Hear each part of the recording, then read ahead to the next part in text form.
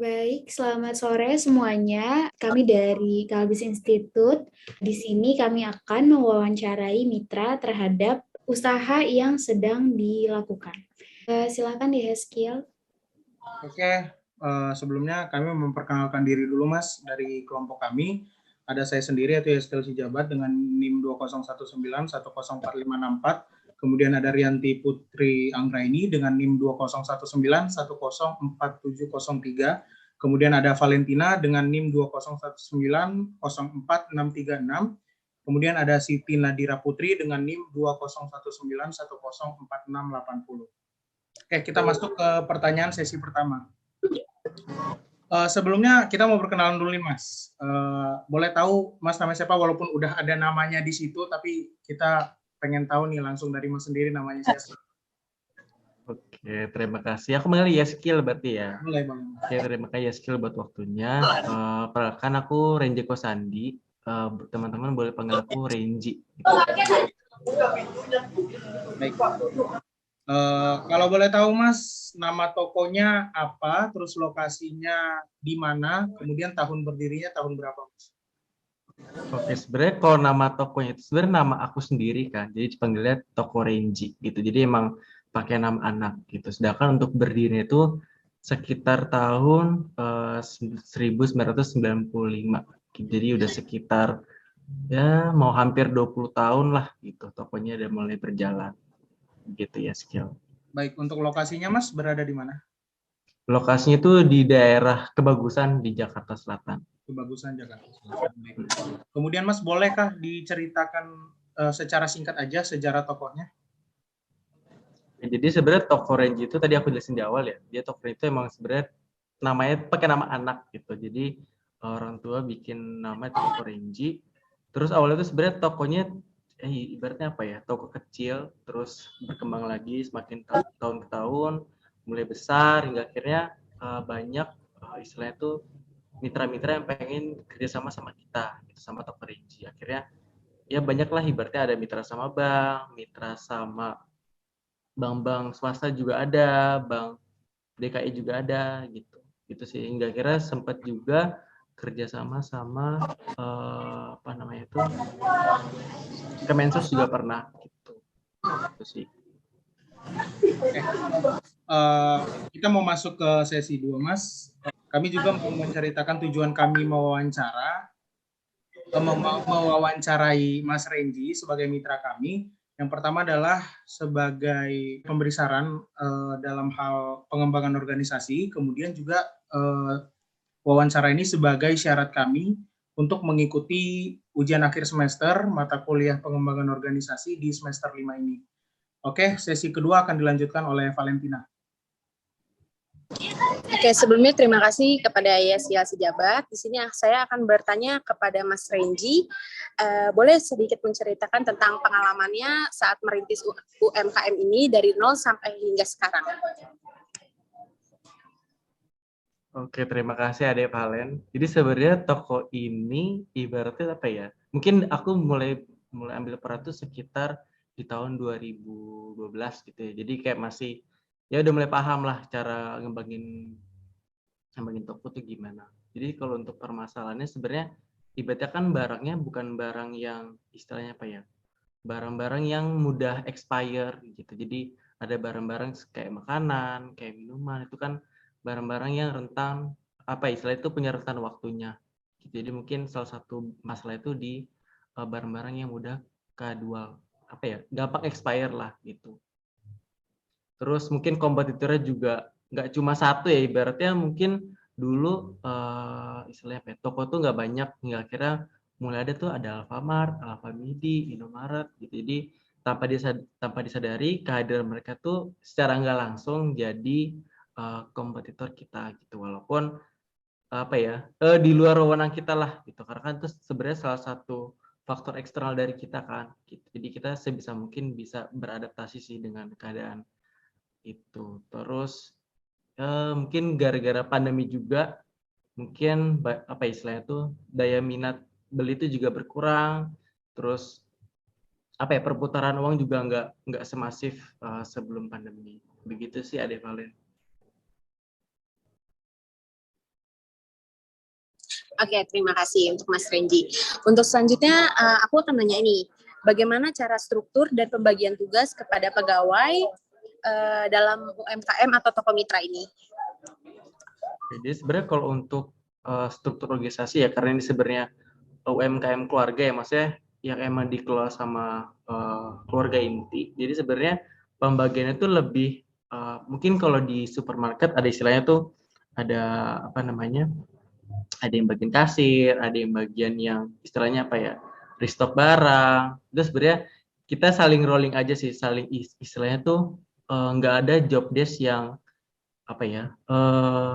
Ini kasir banget, ini ibaratnya apa ya? Yang lola barang tuh enggak. Jadi sebenarnya saling ambil peran aja gitu. Mana yang perlu diisi posisinya. Jadi saling apa ya istilahnya? Bertukar posisi aja gitu. Jadi nggak ada yang tugasnya A gitu. Itu sih sebenarnya.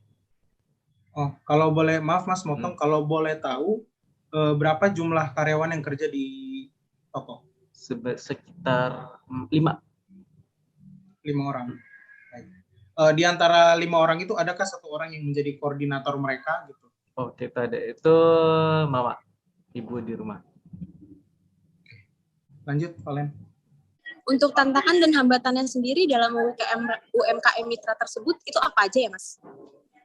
Oke, sebenarnya tantangannya lebih ini sih, lebih ke barak tadi ya, ibaratnya gampang expire, terus kompetitornya juga, ya mungkin kalau dulu kompetitor di daerah rumah tuh nggak sebanyak sekarang, gitu kan. Kalau sekarang udah ada tuh warung-warung kecil, mungkin kalau sekarang kita tokonya udah besar, tapi sekarang udah ada toko-toko kecil lagi, gitu, ditambah sama kehadiran kayak Alfamart, Alfamidi, Indomaret, gitu sih. Jadi ya ada apa ya? Ada kompetitornya lah gitu. Itu sih. Lalu kira-kira pada saat COVID begini tuh ngaruh nggak sih menjadi hambatan dalam sebuah mitra tersebut? Oke, sebenarnya kalau jadi hambatan mungkin pasti yang jadi nggak cuma sektor ekonomi UMKM aja gitu. Jadi sebenarnya dengan warung pun dibilang berpengaruh banget, iya, tapi masih ada keuntungan lah gitu, karena kan yang dijual juga barang-barang istilahnya apa ya, barang-barang yang dikonsumsi kebutuhan sehari-hari gitu. Jadi dibilang menurun ya menurun, tapi nggak terlalu signifikan gitu. Mungkin kalau kayak toko baju mungkin menurun ya, tapi kalau untuk kayak kebutuhan sehari-hari mungkin nggak terlalu fluktuatif banget lah gitu turunnya. Ya, sebelum Zoom ini kan kita sempat diskusi ya Mas, Mas pernah bilang katanya karyawan juga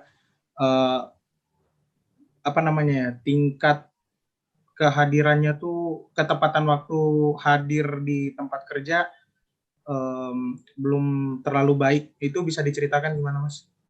Ya, mungkin kalau masalah karyawan telat itu ini ya mungkin karena turnover kerjanya banyak, jadi kayak ibaratnya dari pagi sampai malam, terus mungkin karena kecapean juga, kelelahan, jadi mungkin bukan telat ya, tapi istilahnya tuh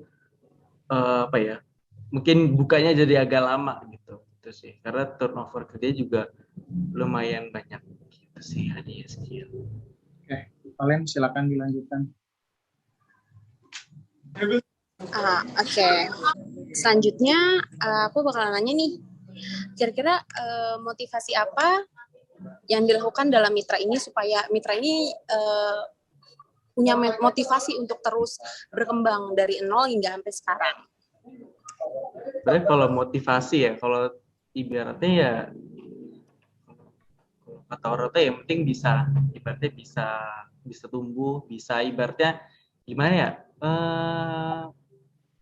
minimal kan ibaratnya kalau orang zaman dulu kan bisa makan lah hari ini gitu. Sedangkan kalau motivasi di toko ini mungkin motivasi keluarga ini sebisa mungkin kita bisa hidup lebih baik lagi gitu. Jadi nggak yang nggak cuma yaudah motivasi toko ini ya buat jualan aja tuh enggak, tapi bisa mungkin bisa berkembang, ibaratnya dulu sempat jadi toko kecil hingga akhirnya jadi toko besar, hingga akhirnya jadi agen gitu sih.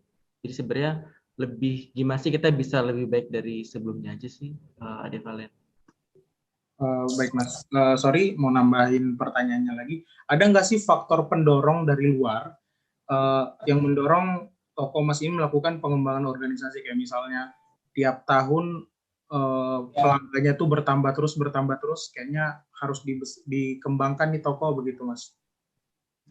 Ya, mungkin bukan dari pelanggannya ya dia, tapi lebih variasi produk yang kita coba tawarkan. Ibaratnya awalnya kita cuma toko biasa aja, ibaratnya jual sembako, terus kita coba bikin variasi produk lah, istilahnya bahasa seperti itu. Kita coba jual alat elektronik, ternyata ada nih konsumennya di sini gitu. Jadi kita coba kembangin lagi, terus hingga akhirnya toko kita atau UMKM ini dilirik sama mitra bank gitu.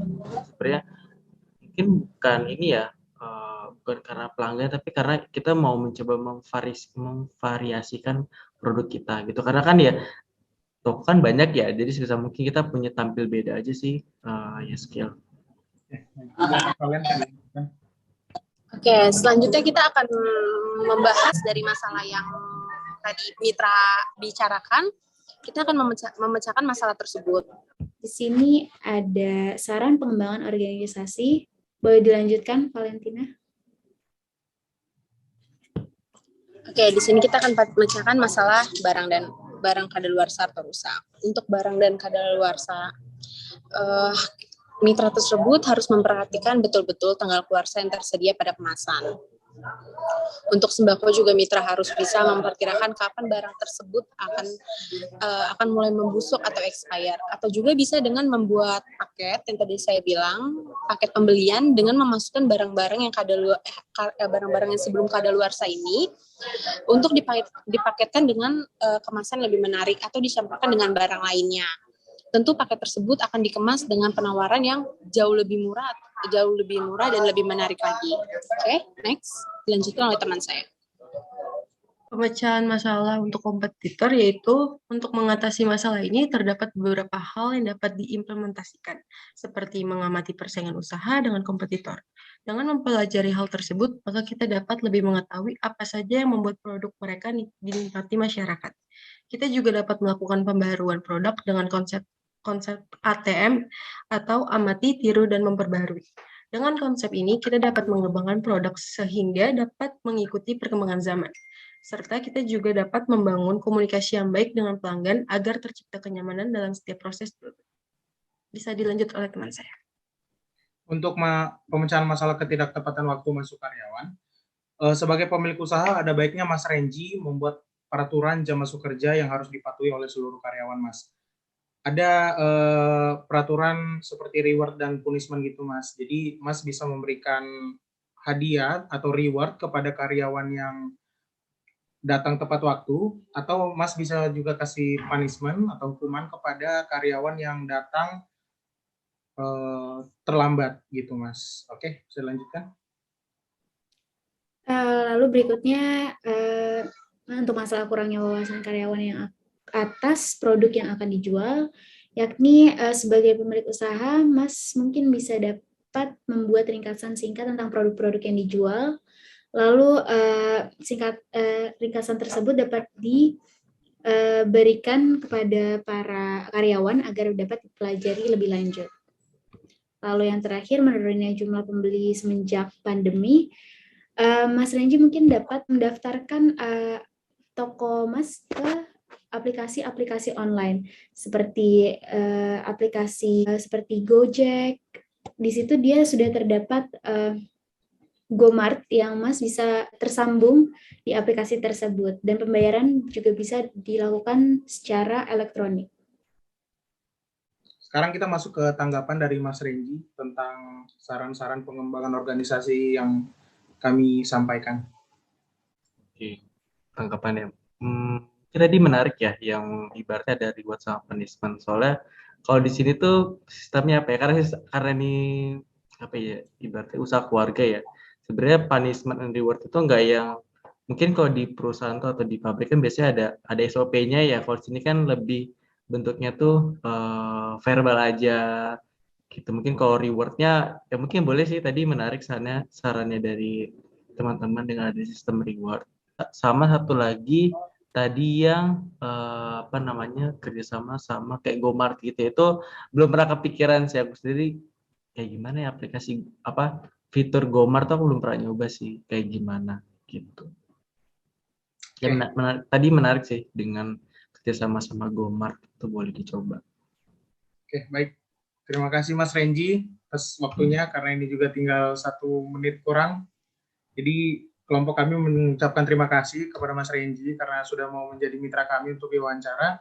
Semoga saran-saran yang kami berikan bisa berguna dan UMKM Mas Renji bisa berkembang lebih jauh lagi. Kalau begitu terima kasih, selamat malam. Terima kasih Mas. Terima kasih. Oke, terima kasih juga teman-teman. Izin live room ya. Ya, silakan. Iya. Terima kasih.